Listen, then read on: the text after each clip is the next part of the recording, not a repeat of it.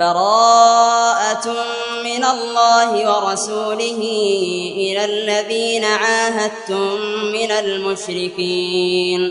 فسيحوا في الأرض 4 أشهر واعلموا أنكم غير معجز الله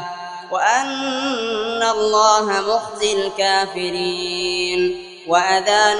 من الله ورسوله إلى الناس يوم الحج الأكبر أن الله بريء من المشركين ورسوله فإن تبتم فهو خير لكم وإن توليتم فاعلموا أنكم غير معجز الله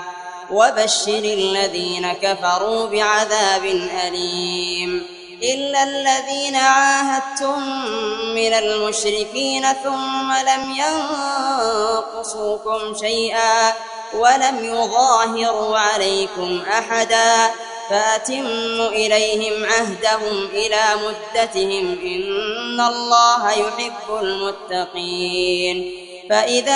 انسلخ الأشهر الحرم فاقتلوا المشركين حيث وجدتموهم وخذوهم واحصروهم واقعدوا لهم كل مرصد فإن تابوا وأقاموا الصلاة وآتوا الزكاة فخلوا سبيلهم إن الله غفور رحيم وإن أحد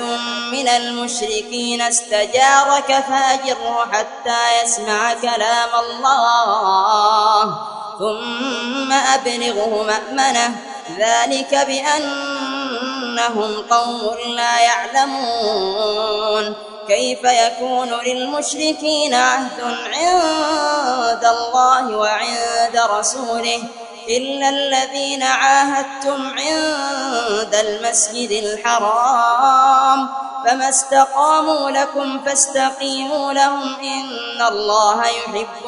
المتقين كيف وإن يظهروا عليكم لا يرقبوا فيكم إلا ولا ذمة يرضونكم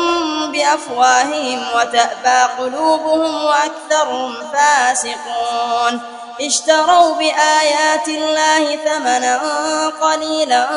فصدوا عن سبيله إنهم ساء ما كانوا يعملون لا يرقبون في مؤمن إلا ولا ذمة وأولئك هم المعتدون فإن تابوا وأقاموا الصلاة وآتوا الزكاة فإخوانكم في الدين ونفصل الآيات لقوم يعلمون وإن نكثوا أيمانهم من بعد عهدهم وطعنوا في دينكم فقاتلوا أئمة الكفر إنهم لا أيمان لهم لعلهم ينتهون